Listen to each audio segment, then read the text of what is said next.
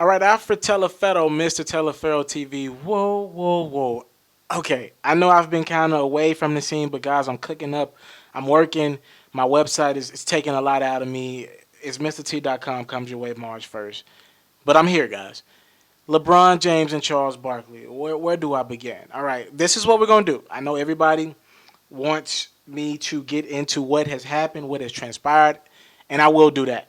We're going to first read off the comments, what got us to this point, and what's going on. All right, so Charles Barkley, he works on Inside the NBA. He works for Turner alongside Ernie, Kenny, and Shaquille O'Neal, and I call them the best on television right now. They're the only people that could keep me watching a television screen at 1, 2 in the morning. A lot of nights I'm into Inside the NBA, Shaq and the Fool, what Charles and Kenny are saying over the game that's actually playing itself. That's just the reality of the situation. They're entertaining television. Charles Barkley has gotten a lot of criticism over the years. A lot of it, I believe, is because he keeps it real. Some of it, I think he might say things that aren't correct, but I respect his opinion because we always get upset with the guys who keeps it real. Charles Barkley's a guy, multi-time All-Star, great NBA player. He was never the best player in NBA, but I mean he had spurts when he was really good for a lot of teams. Played in Phoenix, Philly. Where else did he play? Uh, Houston. Charles Barkley has a respected, decorated NBA career. Nobody's taking that away from him. But he has been, I don't think even going too hard on LeBron James, but I believe LeBron James is fed up. Again, this is going to be a pretty long piece, but it's quite thorough, and it'll get you every point. It'll catch you up on everything that's transpired throughout the relationship. All right. So back, I believe this summer, or it was recent. Bill Simmons asked Charles Barkley about LeBron James in his top five. Charles Barkley said LeBron James could never be in my top five. He could never be in my top five NBA players. That's Michael, it's Oscar, it's Bill Russell, it's Kareem, and Wilt. He said after the decision, Charles Barkley called LeBron James leaving Cleveland a punk move. He called it a punk move, so essentially he called him a punk. All right? So recently, like everybody else is talking about LeBron James in every outlet about how he has claimed he wants help, he wants another playmaker. I think everybody took that out of context. Remember, I was the one telling you all the truth about what LeBron James wanted.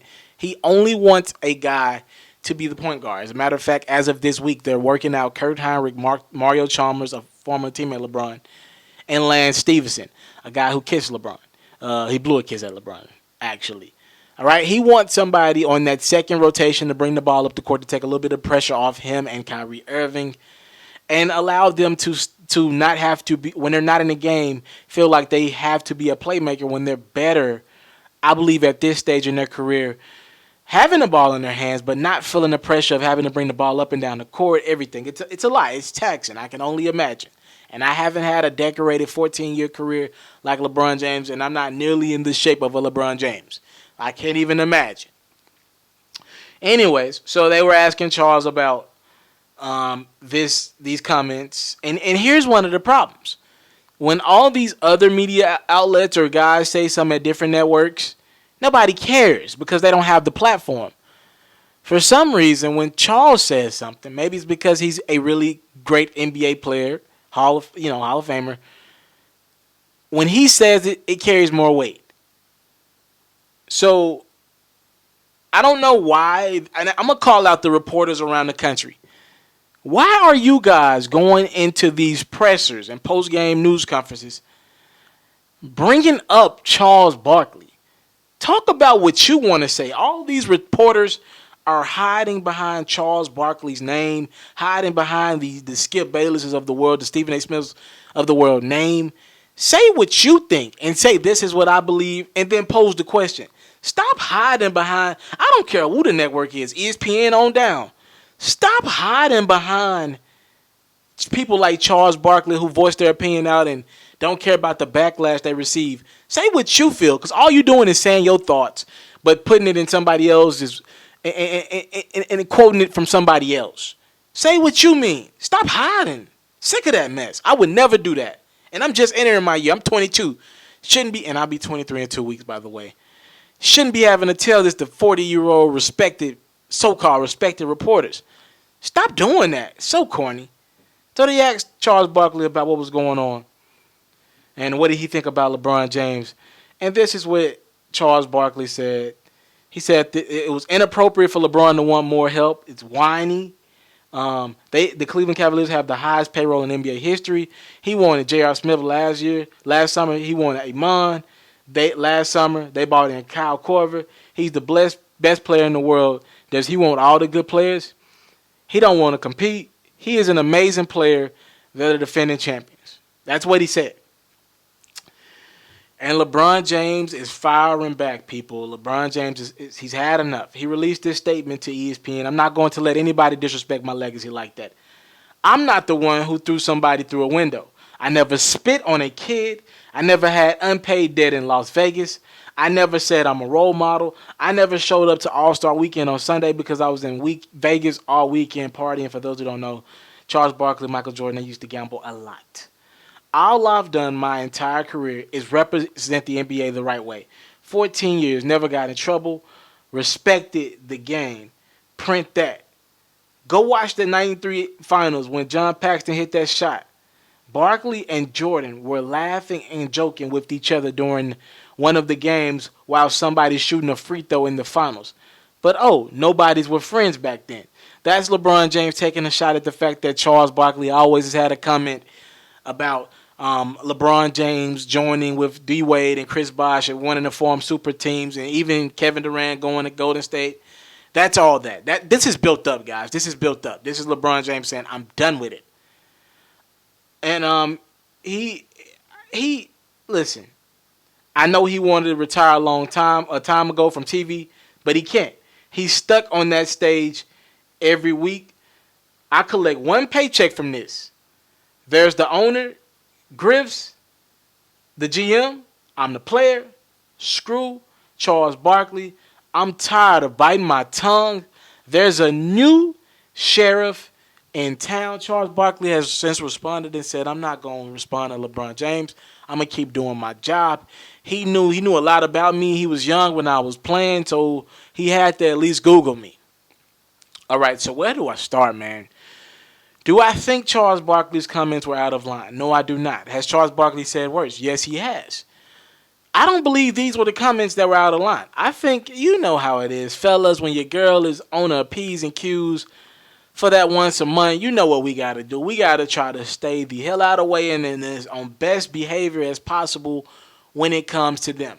I think LeBron James is kind of on his P's and Q's right now. His team, 7-8. LeBron's only his third losing season in a month since 2003 or 4 or 5, something like that. It's something he doesn't have losing seasons or losing records in a month. It just doesn't happen. It just doesn't happen.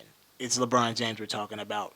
He always goes over 500 every month. It's just the level of excellence. He's kind of frustrated with ownership. He wants that 15 roster spot filled. The Cavs have an open spot again, and they're going after Heinrich Chalmers, Lance Stevenson, working all those guys out this week. LeBron James, I've been told, is kind of frustrated with Hillary Clinton not winning presidency. His Nike shoe is not where he expected it to be from sales. And, of course, he's in an NBA season right now. That's stressful as is. He's the best player. He's kind of frustrated that he's still the highest paid guy. The highest played guy. He's averaging the most minutes still at this age at, 33, 34. He's still playing the most minutes. I've been told that it's a lot of things frustrating LeBron James at this point in his career. But for him to take these comments out on LeBron, on Charles Barkley, I don't think this is right. Now, LeBron, just like Charles Barkley, has the right to say anything he wants. If you come at him, he has the right to respond.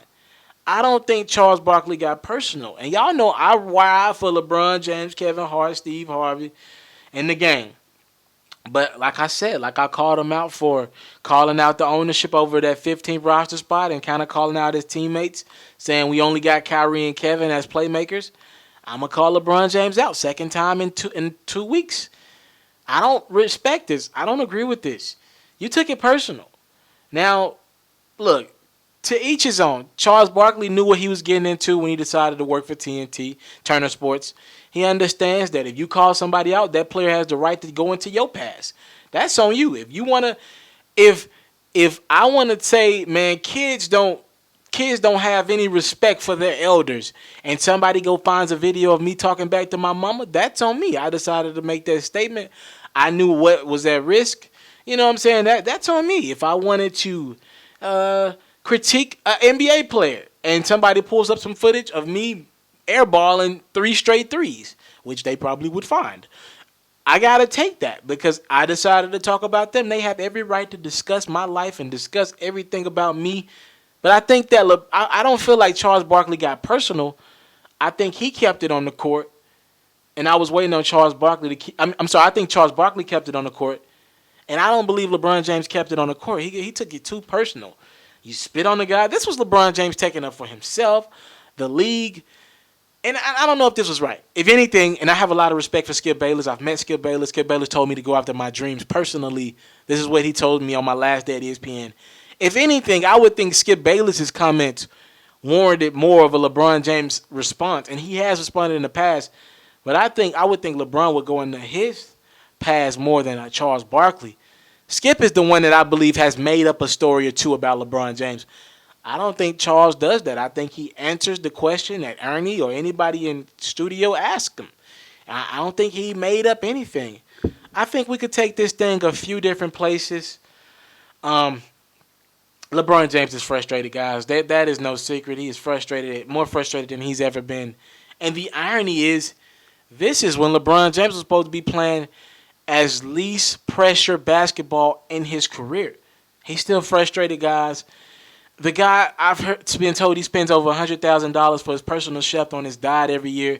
He is literally addicted to excellence.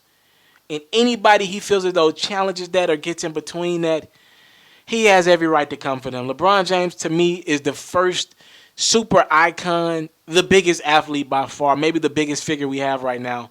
Him and Beyonce and a few other people go tit for tat we have right now. And LeBron, these are people that are dealing with social media that first era. And he's the athlete, so he's getting it the worst right now.